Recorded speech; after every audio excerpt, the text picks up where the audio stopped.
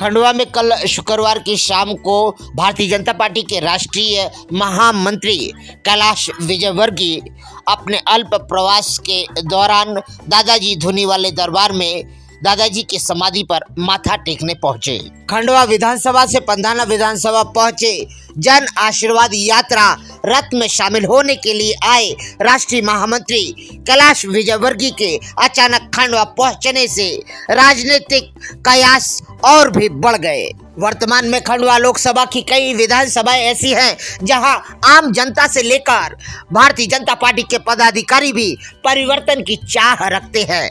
ऐसे में खंडवा में कोई वरिष्ठ या राष्ट्रीय स्तर का नेता आ जाता है तो खंडवा के विधायक के समर्थक से लेकर धुर विरोधी भी एक साथ एक जाजम में बैठ जाते हैं। दादाजी दरबार पहुंचे राष्ट्रीय महामंत्री कैलाश विजयवर्गीय से जहां जिले के सभी भाजपा पदाधिकारियों ने और विधायक समर्थक और विरोधियों ने मुलाकात की, वहीं पत्रकारों ने भी मुलाकात तो की मगर राष्ट्रीय और अंतर्राष्ट्रीय प्रश्न ही पूछे। स्थानीय मुद्दों को लेकर या असंतोष को लेकर कोई भी प्रश्न पत्रकारों द्वारा कैलाश विजयवर्गीय से नहीं पूछा गया।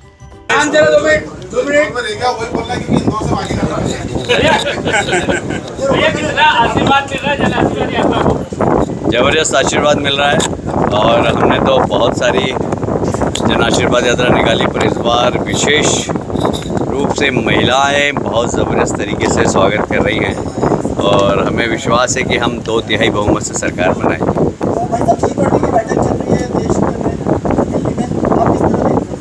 देखिए, भारत के लिए बहुत गौरव की बात है कि भारत G20 की अध्यक्षता कर रहा है। G20 का आप इतिहास जानते हैं कि पहले G7 था, फिर उसमें सिर्फ आर्थिक रूप से संपन्न राष्ट्र थे, अब धीरे धीरे करके उसमें G20 हो गई।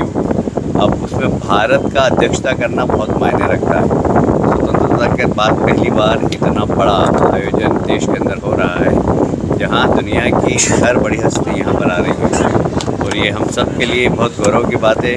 जैसे भारत में तो कहा जाता है कि मेहमान जो हमारा होता है वो जान से प्यारा होता है और अतिथि देवो भव, हमारे अतिथि को देवता की तरह उसका स्वागत करते हैं।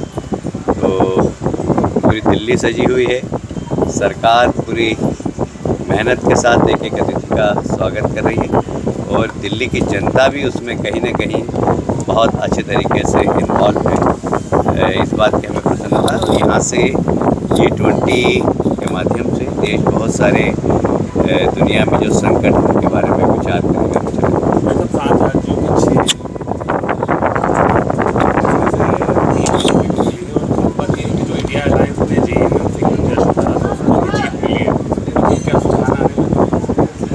देखिए, ऐसा है कि जितने छोटे चुनाव होते हैं उतना इंडिविजुअल पे चले जाते हैं और बड़े चुनाव लार्जर दृष्टिकोण से होते हैं। मतदाता वोट डालने जाता है तो फिर देश का नेतृत्व कौन करेगा। तो आज मोदी जी जिस स्टेज पर हैं, मैं नहीं लगता कि मोदी जी के कोई भी नेता, उनके घुसने तक भी लगता होगा विपक्ष का, भले ये कितना ही बड़ा अलायंस बना ले, पर ये सारे अलायंस राज्यों में पिटे हुए हैं और मुझे लगता है कि लोकसभा में मोदी जी 350 से ज़्यादा सीट पर जीतेंगे।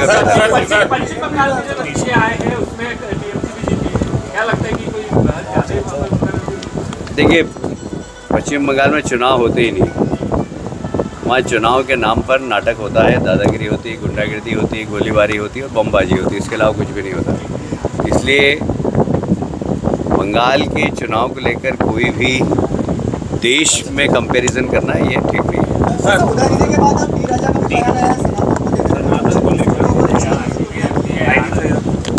देखिए, सनातन धर्म ये सनातन ही है और बहुत आए यहाँ पर, मुग़ल आए, अंग्रेज आए, हूण आए, शक आए, कोई सनातन परंपरा को समाप्त नहीं कर सका। और इसीलिए भारत के बारे में कहा था कि क्या बात है कि हस्ती मिटती नहीं हमारी हस्ती इसीलिए नहीं मिटती है कि हमारी रूट्स बहुत गहरी है। ठीक है, आप मंदिर तोड़ दो, पर हम तो सूर्य देवता को भी मानते हैं, हम तो पवन देवता को भी मानते हैं। क्या हवा आप नष्ट कर सकते हो? क्या सूर्य को हाथ लगाने की आपकी ताकत? हम तो चंदा मामा को भी मानते हैं। हमारे यहाँ चतुर्थी पे माताएं चांद की पूजा करती है और उसको बिना देखे भोजन नहीं करती। हमारे यहाँ नर्मदा को मैया कहा गया है। क्या नर्मदा जी को आप सुखा सकते हैं? हमारे यहाँ समुद्र को देवता कहा गया है, जहाँ पर लक्ष्मी नारायण का वास होता है। तो ये जो सनातन परंपरा है ना, इसको नष्ट करने वाले लोग नष्ट हो गए और इसलिए सनातन धर्म, सनातन परंपरा कभी नष्ट नहीं होगी, बल्कि 2047 के बाद दुनिया में सनातन धर्म का झंडा लहराएगा। ऐसा में 200 का टारगेट था, 150 पे आ गया, इसको लेकर क्या कहेंगे? नहीं, नारा हम 2/3 बहुमत की बात कर रहे हैं। 2/3 बहुमत से हम लोग जीतेंगे। सर, आपने नारे की बात करी, नारा इस बार बदल गया। पिछली बार था फिर भाजपा फिर शिवराज, इस बार सिर्फ भाजपा रह गया, शिवराज रहेगा। देखिए, ऐसा है कि आवश्यकता अनुसार नारों का गठन होता है और शिवराज जी हमारे मुख्यमंत्री और उनके नेतृत्व में हम अभी चुनाव। सर, हमारे चुनाव बाद फिर कुछ परिवर्तन होगा, शिवराज जी रहेंगे? ये अभी बोलने की मेरी क्षमता नहीं है। मैं इतना बड़ा आदमी नहीं हूँ कि इसके ऊपर भी कमेंट कर सकता। सर, हमारे एक साथी ने पूछा था कि मुख्यमंत्री आप बने, तो आपने कहा था कि आपके मुँह में घी रखकर खंडवा। कभी कभी हम मजाक करते हैं, आप लोग सीरियस ले लेते हैं उसको। भाई ऐसा है, एक सेकंड जी, इसलिए इसको ज़्यादा गंभीरता से लोग मत लो। मैंने जो कहा भारत की इंडिया अलायंस की क्या वजह मानते हैं जी? भारत में जो चल रहा है, भारत और इंडिया, भारत है, शास्त्रों में लिखा हुआ है भारत। विष्णु पुराण में भारत के बारे में श्लोक है, इसमें श्लोक तो मुझे याद नहीं, किंतु हिमालय, समुद्र सबका वर्णन किया गया और उसके बीच में जो पुण्य भूमि है वो भारत है। भैया, कमलनाथ जो है प्रदेश में आदिवासी यात्रा निकालने जा रहे हैं, क्या कहेंगे आप इसमें? उनको सिर फोड़ो यात्रा निकालना चाहिए, क्योंकि कांग्रेस की हालत बहुत ख़राब है। 15 महीने में उन्होंने जो वादे किए थे, एक भी वादा पूरा नहीं किया। तो उनको तो माथा पीटो यात्रा निकालना चाहिए और लोगों से माफ़ी मांगना चाहिए कि हम माफ़ी चाहते हैं कि 15 महीने की सरकार में हमने कुछ नहीं किया। अल्प प्रवास पर दादाजी दरबार पहुंचे राष्ट्रीय महामंत्री कैलाश विजयवर्गीय ने पत्रकारों के हल्के और उलझने वाले प्रश्नों पर नो कमेंट्स कहा और वहीं पर मंदिर निर्माण को लेकर आशीष चटकेले से बड़े विस्तृत होकर बातें करी और कहा कि मंदिर निर्माण में दोनों पक्षों को मिलकर सहयोग करना चाहिए और भव्य से भव्यतम मंदिर का निर्माण करना चाहिए। जिस जिस शहर में भव्य मंदिर का निर्माण हुआ है वहां पर विकास तो हुआ ही है, कायाकल्प भी हुआ है। क्या मटेरियल यूज होना चाहिए, क्या कास्ट यहाँ तक तो बात आ गई है, सब मिलके एक नक्शा दोनों पक्ष मिलके बनाएंगे, इसका फिर दोनों रुक गया है, यहाँ तक तो गाड़ी बढ़ी हुई है। यार इतना बड़ा स्थान है, जैसा एक कदम तुम हटो, एक कदम उनके पीछे हटो, बना दो, शिरडी का स्थान आ जाएगा। देखो उज्जैन में बन गया ना, 10 टाइम्स वहाँ दर्शन करने जाते, अर्थव्यवस्था बन गई उज्जैन। होटल, रेस्टोरेंट, टैक्सी वाले, सैटरडे संडे को टैक्सी नहीं मिलती। अभी ना जो छोटा वाला निकला है ई-रिक्शा 1200, 200 ही 1200। वैसे वो अभी मीडिया ने बताया कि 3 करोड़ लोग आए थे उज्जैन में। बहुत लोग आए हैं, बहुत ज़्यादा है। उज्जैन आएंगे वैसे ओंकारेश्वर में ट्रैफिक बढ़ गया, वैसा हो जाएगा ऐसा। उज्जैन दर्शन करके ओंकारेश्वर आदमी आ ही रहे हैं, खंडवा अभी बहुत बड़ा हो जाएगा। ऐसा वो पार्टी ट्रस्ट बैठे हैं, इंदौर वाले में सब ज्ञानेश्वर भाई प्रयास कर रहे हैं। मैं तो किसी के पक्ष का नहीं हूँ, मैं कहूँ कि यहाँ पर मंदिर बनना चाहिए। आप जानो, आपको निर्णय करना है कि कैसे बने।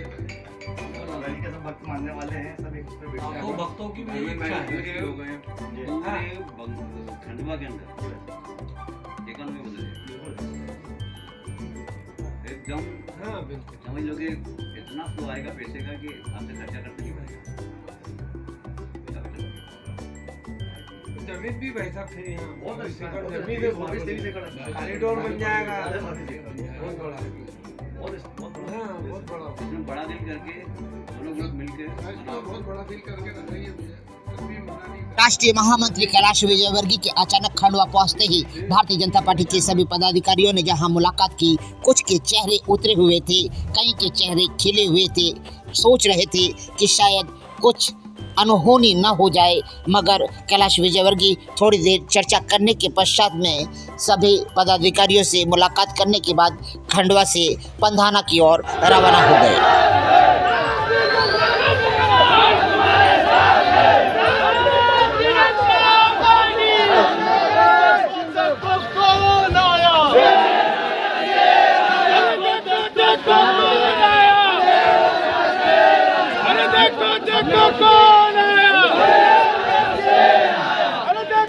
चालू कर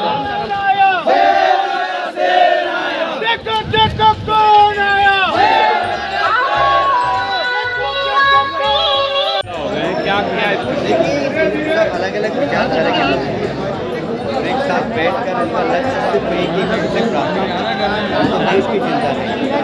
मोदी जी देश को आगे बढ़ा रहे हैं। मोदी जी गरीब के गरीबी दूर कर रहे हैं। आज 13.5 करोड़ लोग गरीबी रेखा के नीचे थे, वो गरीबी रेखा से ऊपर आ गए। सरकार की अर्थव्यवस्था बहुत अच्छी हो गई।